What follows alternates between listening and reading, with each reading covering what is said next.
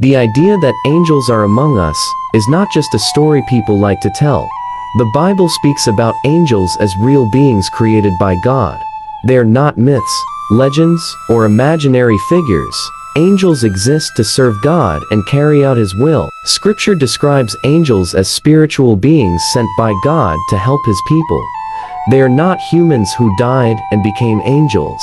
They are not babies with wings or symbols of luck.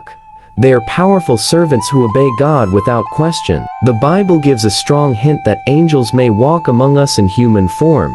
In the book of Hebrews, we are told to show kindness to strangers. It says some people have entertained angels without knowing it. This tells us angels can appear ordinary and unnoticed. Throughout the Bible, angels appear at important moments in people's lives. Angels visited Abraham and brought God's message. An angel spoke to Mary about the birth of Jesus. Angels also protected God's people in times of danger and fear. However, the Bible makes something very clear about angels. Angels are not meant to replace God in our lives. They do not save, forgive sins, or answer prayers.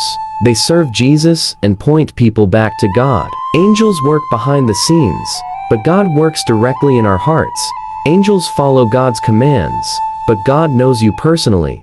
Angels are powerful, but God is all-powerful. God's love for you is greater than anything angels can offer. So, yes, angels are real and active today. Yes, they still serve God's purposes in the world.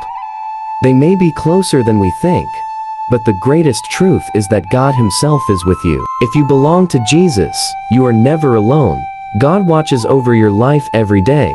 He sends help when you need it, and His presence is stronger than any angel around you. Subscribe, comment, like, and share this powerful video.